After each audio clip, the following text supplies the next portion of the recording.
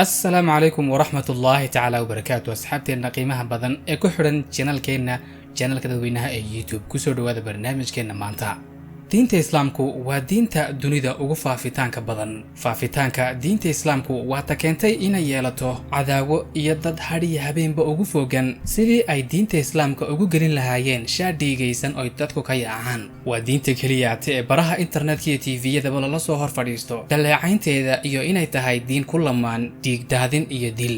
taasi oo keentay inay dad badan rumaystaan isla mar ahaantaana ayba ka qaadaan diinta islaamka argagax iyo cabsi. Xagga dhinaca kalena arrintaasi bedelkeeda ay jiraan dad dunida caanka ah oo ogaaday diinta islaamku inay tahay diin nabdoon oo ku dhisan kalgacayl iyo walaaltinimo, kuwaasi oo intaasi ku ekaan oo isku dayay inay diinta islaamka difaacaan. Haddaba saaxiibayaal, muuqaalkeena maanta waxaa idin kula wadaagi doonaa qaar ka mid ah xidigaha Hollywood ee aflaanta ay sameeyaan laga daawado daafaha dunida oo diinta islaamka u difaacay hab cajiib ah oo ina xataa qaar badan muslimiinta kamid ahi aanay u difaacin, ayagoo iba qaar kamid ahi weeraro iyo dhibaatooyin ay kala kulmeen hadallo ay yidhaahdeen oo diinta islaamka ku difaacayeen awgeed. Imikii haatanna daawasho wacan muuqaalkoo dhammaystiran. Ku xidhnow channelka dadweynaha, subscribe saar oo ku soo biir.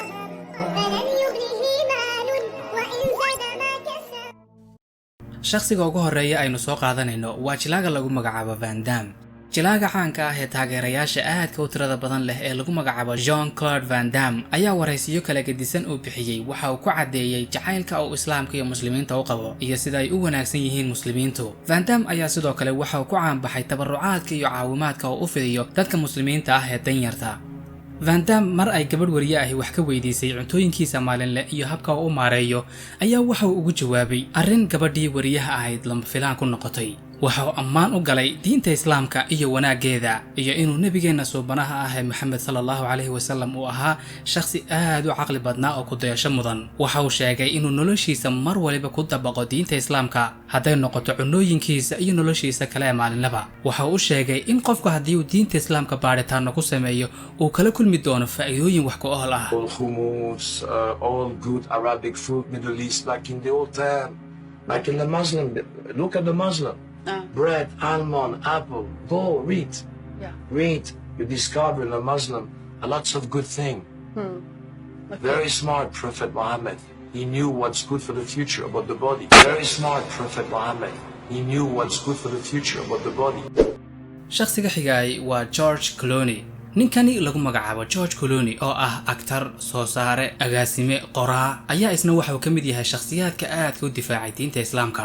waxa uu marar badan hogaamiyaasha wadamada waaweyn ee caalamka ku eedeeyay inay yihiin dad wax magarata ah oo diinta islaamka mar walba kula kaca gaf iyo gardarro cad oo aan loo meeldayn. sidoo kale asaga oo maalin ka hadlaya kulan ka mid ah kulamadiisii ayaa waxa uu soo qaatay oo aad ugu nuuxnuuxsaday qadiyadda diinta islaamka.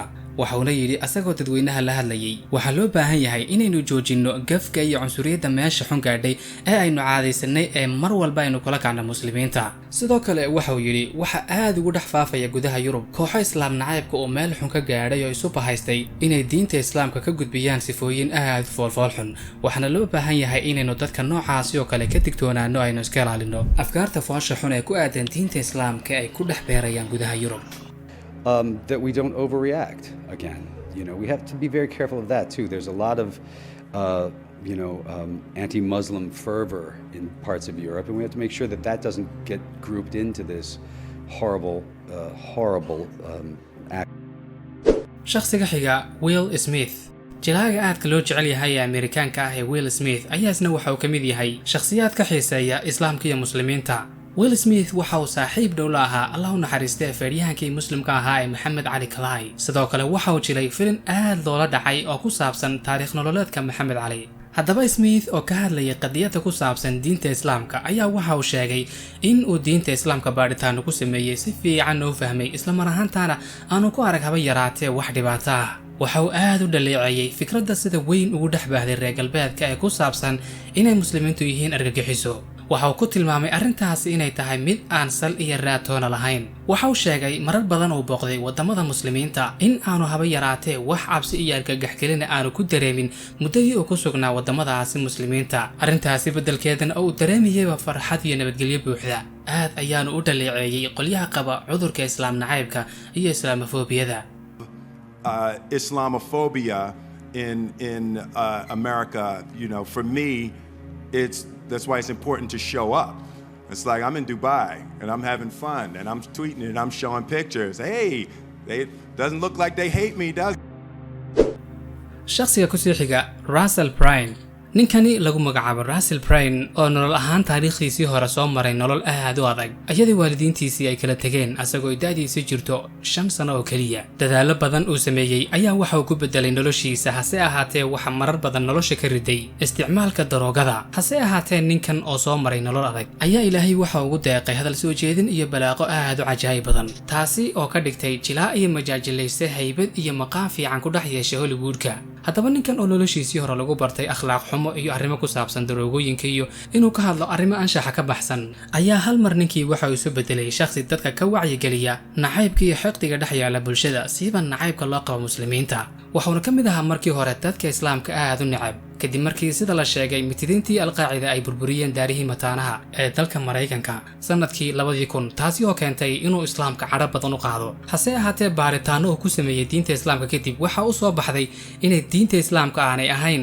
sidii uu ka aaminay iyo sida ay haatan dad badan ay ka aaminsan yihiin waxa uu booqday wadamada carabta oo ay ka mid tahay dalka Maghrib markii uu arkay furfurnaantooda soo dhaweyntooda iyo akhlaaqdooda suuban waxa uu ka mid noqday dadka la dagaalama islaam nacaybka ogana diga fikradaha guracan ee diinta islaamka iyo muslimiinta laga aaminsan yahay Lindsay Lohan atarishadani reer America ee lagu magacaabo Lindsay ayaa marar badan waxa aad loogu xamtay inay ku qanacday diinta islaamka shakigan ayaa yimid kadib markii la arkay marar badan ayadoo aad u difaacaysa diinta islaamka intaasi oo kaliyana ma aha mar ay Turkiga ku sugnayd ayaa waxa laga qaaday sawir ayadoo gacanta ku sidatay kitaabka Quraanka Kariimka waxa sidoo kale marar badan la arkay ayadoo xiran xijaabka haddaba mar arrintaasi wax laga weydiiyay ayaa waxay ku tibaaxday diinta islaamku inay tahay diin aad u soo jiidatay oo aad u jeclaatay waxay tiri muddadii aan dalka Turkiga ku sugnaa waxa aan muslimiinta kala kulmay farxad iyo soo dhaweyn aan weli hore u arag waxay tiri muddadii aan martida ku ahaa dalka Turkiga waxa aan dareemay deganaanshiyo iyo nabadgelyo buuxda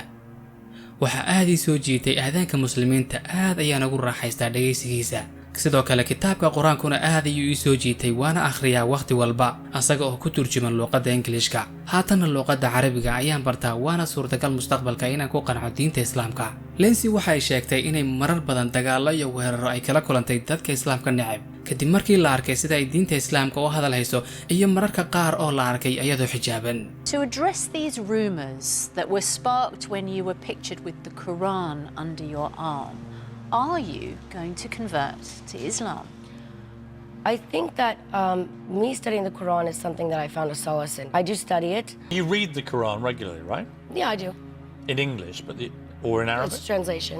But shakhsiga ugu dambeeya Ben Affleck jilaagani caanka ah ee reer America ayaa isna sidoo kale waxa uu ka mid yahay shakhsiyaadka sida weyn u difaaca diinta islaamka mar lagu marti qaaday mid ka mid ah TV showyada ayaa daadihiyay barnaamijka iyo nin kale oo marti ku ahaa barnaamijka waxa ay galeen hadalhaynta diinta islaamka ayagoo isla mar ahaantan ay isu jabinaya ayaa waxa ay meel uga dhaceen diinta islaamka sidoo kale waxa ay si foolxun u fasirayaan qaar ka mid ah aayadaha Quraanka haddaba sheekada labada nin markii ay halkaas marisay ayaa aktarkani uu ka soo dhax galay deetana diinta islaamka ayaa waxa uu difaacay si cajiib ah oo cilmiyeysan oo daawadayaashiina aad u soo jiidatay waxa uu sheegay diin walba in lagu dhaxargo dad wanaagsan iyo dad xunba diinta islaamkana waa macquul in lagu arko dad aan wanaagsanayn hase ahaatee intaan arkay dadka muslimiinta badankoodu waa dad jecel nabadgelyada waana dad aad u wanaagsan oo ixtiraam mudan waxa uu yiri mana habboona gebi ahaanba dadka muslimiinta in burushka la wada mariyo oo laga dhigo dad aan wanaagsanayn oo bila naxariisa Or how about the more than a billion people who aren't fanatical,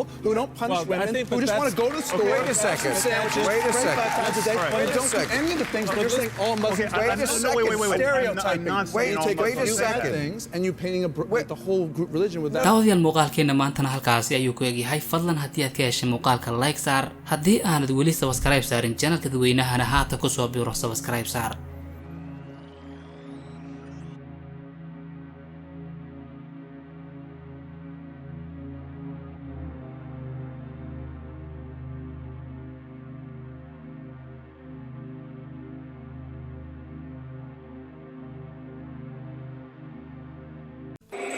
ku xidhnow channelka dadweynaha subscribe saar oo ku soo biir